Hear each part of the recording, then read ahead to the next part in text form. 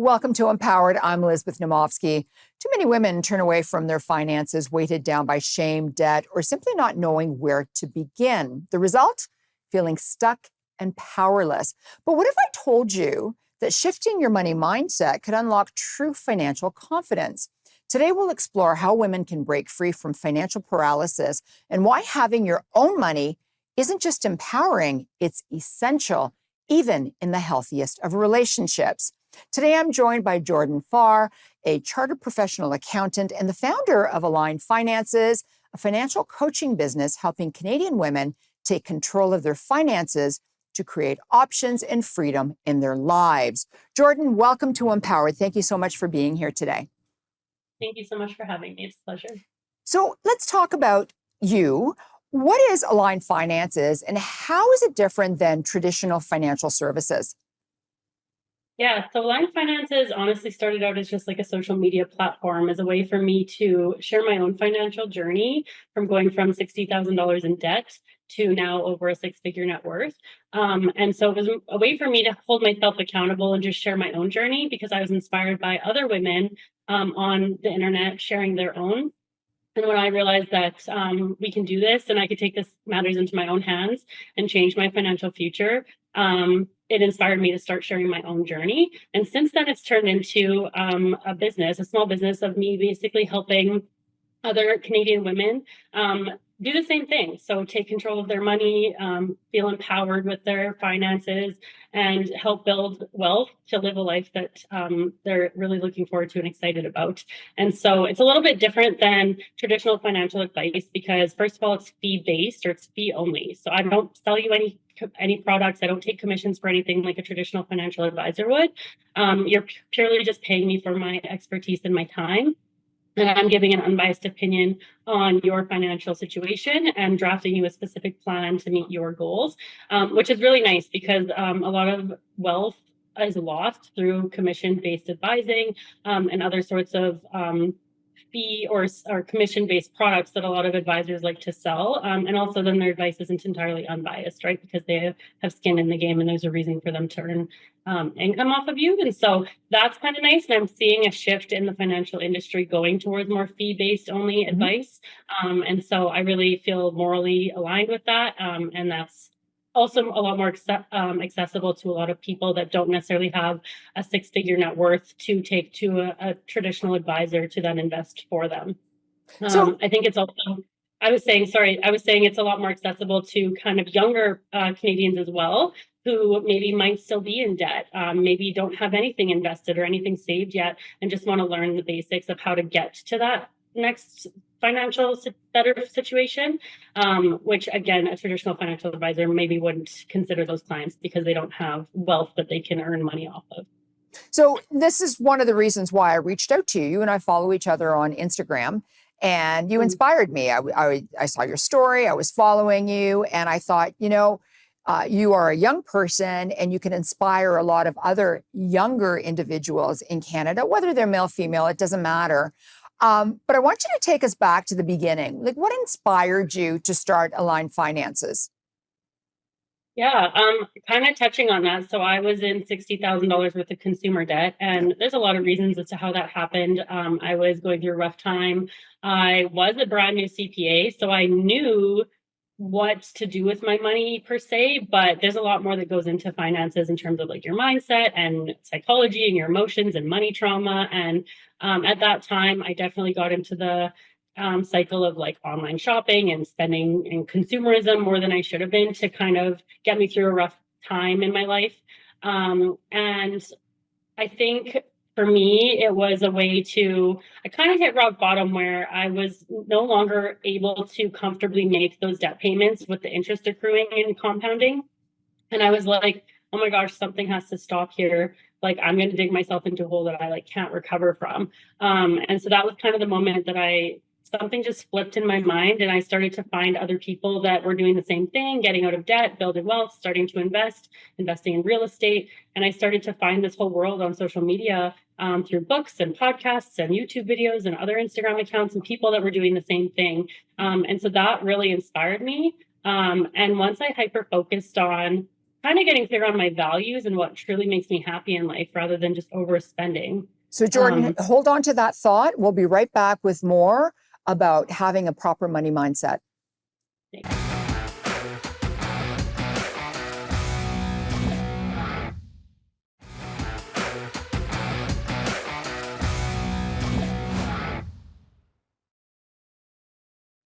Welcome back to Empowered. I'm Elizabeth Naumovski. Today we're learning about a new era of women's financial education and support. So Jordan, please continue. You were talking about the fact that, you were like you were into a lot of online shopping, you were in $60,000 debt, and quite frankly, the compounded interest on your credit cards was freaking you out a little bit. Yeah, yeah. So I kind of had hit rock bottom per se financially for me at least, and so I kind of at that moment flipped a switch and started to find other resources and other people that had discovered what actually makes them happy in life, what their values were, and was able to set financial goals that they could work towards. And so then I kind of started to hyper focus on that. And that was kind of what inspired me to start Align Finances as a social media platform, just to hold myself accountable and kind of gamify the debt repayment process. And that's kind of where it started and what's turned into today. So, But I love that because you made something that was personal, a struggle that you were going through, and all of a sudden now you've got all these other people that are holding you accountable, and you're out of debt, and you own a home, and I think that's incredible. Congratulations to you.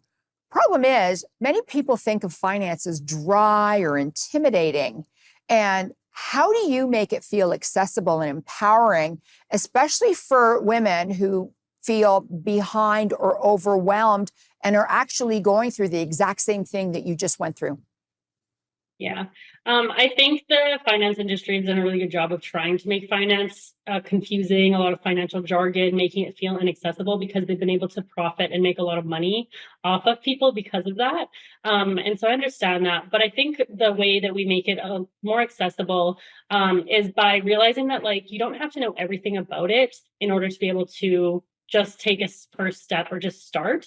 It's an ever growing thing. I'm still learning and I'm like many years into, I'm a CPA, right? So like just getting started with just the basics and money management at its core is actually quite simple. It doesn't need to be super complex. It's kind of like driving a car, right? Like you don't need to know everything about how the car runs in order to drive it. You just need to know the basics of how to get in the car and the rules of the road and stuff. So it's kind of the same with like money management, budgeting, setting up the proper accounts, investing, all of those things.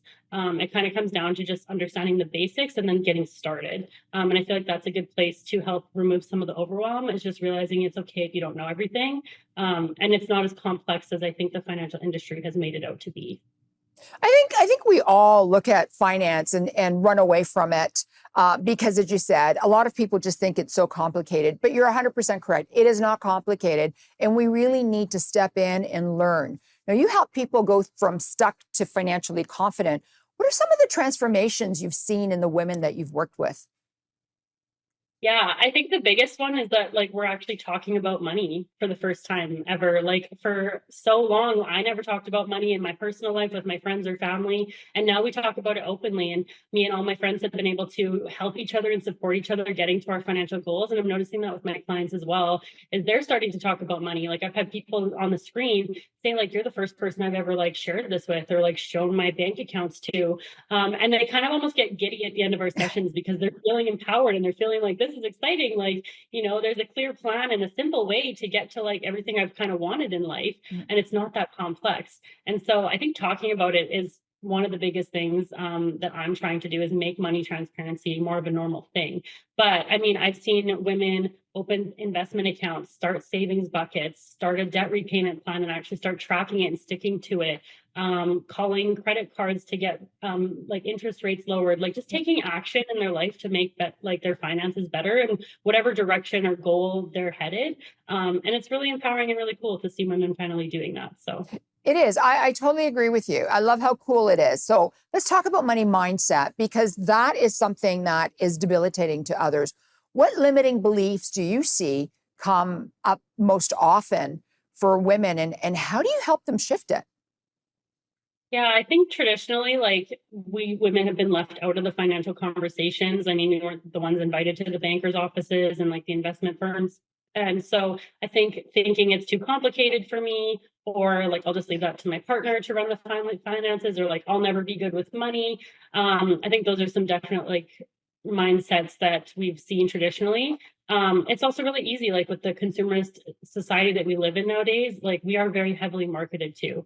And so I think realizing, first of all, that that's a thing, and then being able to shift our mindset to reframe that in a more positive light. So, when we come back, we're going to talk about how a lot of women feel shame about money, whether it's debt or overspending. And we need to stop feeling shameful, and we really need to, do something about it. So, please don't go away. We'll be right back with more.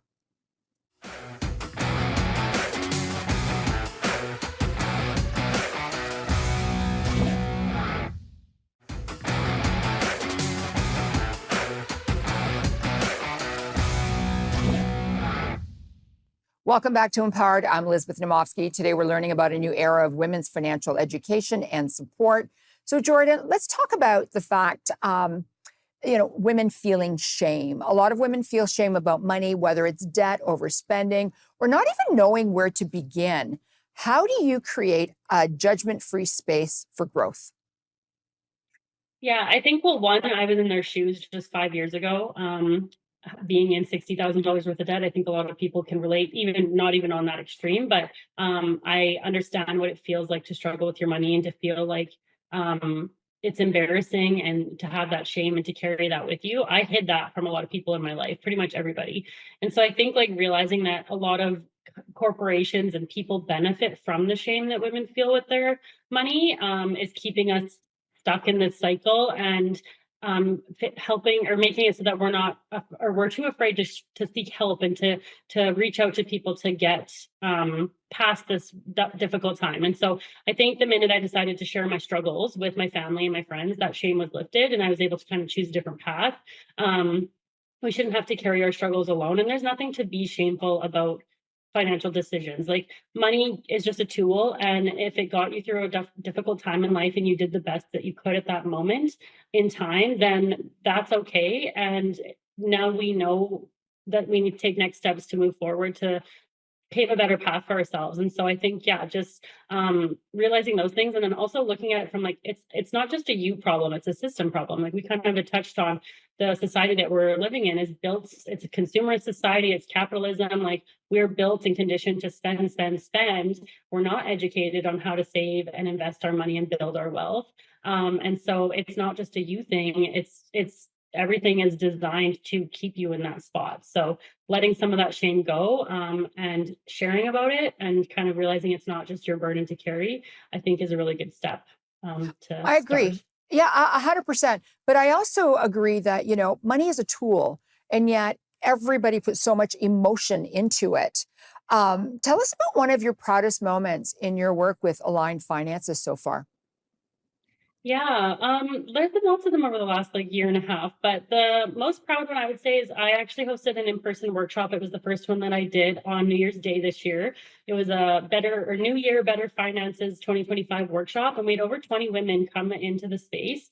And to create a safe space where we were sharing our struggles, our wins from the past year, our goals, our dreams, wins and losses over the past year. There were tears, and everyone just like left feeling so like empowered and supported by this group of women that wanted to share, wanted to see each other win. There were people going through really difficult times, there were people going through really exciting times, and to just have a community where we felt like it was a safe space to share and to learn was such a cool thing. And I think we need a lot more of that. So that was probably my proudest moment so far.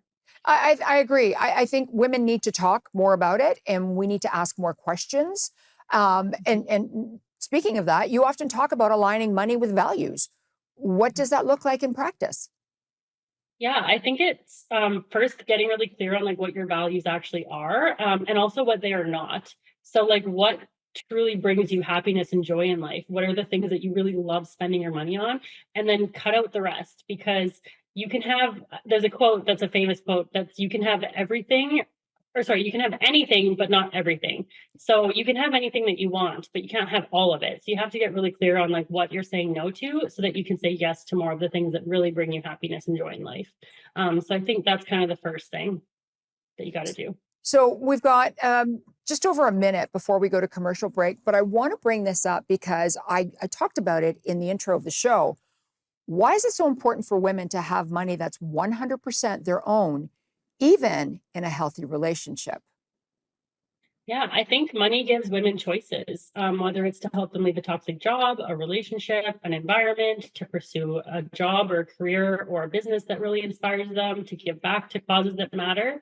And I think life happens and we need to have a backup plan. And also, women having their own money, I think it means that we're a more equal partner in a relationship. Like, in order to be able to come together and create a life with your partner, you both need to have a seat at the table and make sure that both of your goals and your financial situations are secure and that you feel, yeah, just secure and safe in the relationship. And I think that requires both partners having their own financial safety net. And I love the fact that you said that, because when I give speeches as well, I tell people to talk to their partners about money. How much debt do you have? What do you own? What are your assets? What are your aspirations? Where do you want to go in life? Because I think this is really important for everyone. It's very healthy to speak to your partner about money. So please don't go away. We'll be right back with more about money mindset.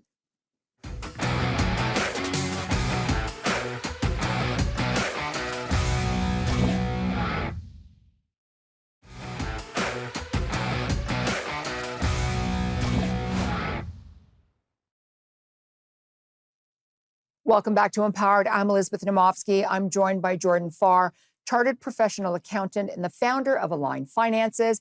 Today, we're learning about a new era of women's financial education and support. So, Jordan, how can a woman start building wealth if she feels like she's starting late or living paycheck to paycheck? I think you just have to start by taking action. That's kind of the first place that you can start. So I would start paying attention to your money. So try tracking it for 2 to 3 months. Get clear on where it's going. Then sit down and figure out what your goals are and what kind of life you want to live and how money can support you in achieving those goals. Once you have that sorted out, you can start to develop a plan and set up actual systems in order for your money to get to those goals. So whether it's proper savings accounts, proper investments accounts, automating things, creating debt repayment plan, that's kind of the first plan, is to just pick what's first on like the most important goal that you're working towards and just start step one, and the momentum will build. So, to me, budgets are like diets, right? They don't work for most people. What should we do instead? Yeah. So I call it a spending plan. I still do use a so-called budget, but I look at it from a place of realistic spending rather than a budget or restrictive. It has to be realistic. So I just make a plan of where I want my money to go and how I want to allocate it throughout the month. And it has to be realistic to the life that I want to live. And that's basically allowing me to plan where my money's going in order to hit those goals while still enjoying it and living a life that I'm happy with right now. And so I think focusing on cutting down on like larger expenses like living costs and things and leaving room for more of the fun stuff helps you actually enjoy and get value out of your budget rather than just seeing it as like a negative tool or a restrictive thing. I think it's important that you just said, you should still have fun. I remember years and years and years ago when I first started in the financial industry, money was tight. And so I was writing my exams and I basically emailed everyone to leave me alone for, 6 months or whatever it was while I was studying, and that I would not be going out. And when I couldn't afford to go out, I actually did say to people, I can't afford to go out right now, but I will catch up with you next time. And it's okay to say that to your friends, and it's okay to be honest. And if you can't afford it, just don't go do it, right? Um, Really. but I also want to say, how can someone know if they're ready to start investing, even if they have debt? Yeah. So generally speaking, you want to have an emergency fund because life happens and you don't want to have to go into further debt in order to fix an emergency. So building up a 3 to 6 month emergency fund of like your core living expenses would be priority number one. Then you want to pay off any high interest debt. So interest over 7% would be priority number two. And then once you're past those two things, you can probably start investing, even if it's as little as like $20 a month. And $20 a month adds up, especially when you have the compounded interest or the compounded returns. It actually adds up, and it'll help you in the future. But what's the real cost of waiting to invest? Because some people will say, I don't have $20 right now. I can't afford to start investing. So, what's the real cost of waiting to invest or leaving money in a savings account forever? Yeah. Well, one, you might not be able to retire. In order to build true wealth, you need it to compound and start working for you. So you just talked about the compound interest. Time and compound interest are your best friends. And so waiting, even if it feels small right now, future you will significantly be grateful to current you for starting. And I think a lot of people don't understand how compound interest works, but if you run a calculator, you'll very clearly see how the interest starts to take over the longer you have your money invested. So that's, yeah, compound interest in time. Your best friends. Okay. What we have almost no time left. What's one small step you recommend for anyone to start? Yeah, just start being intentional with your money, make a plan for it, take action, write your goals down, and don't be afraid to open an investment account or a savings account or pick up a financial literacy book, follow someone online, hire a fee only advisor. Just take one step to get started with your finances. I love it. Thank you so much, Jordan. Thank you. Jordan would like you to know money isn't just math, it's freedom, safety, and choice. Jordan is here to help women take control and use their money as a tool to build the life that they actually want. She also wants women to say, I understand my money, I feel in control, and I know I have options. I'm Elizabeth Naumovski, and I'm here to empower you and make frugality fashionable. Thank you for watching. Bye for now.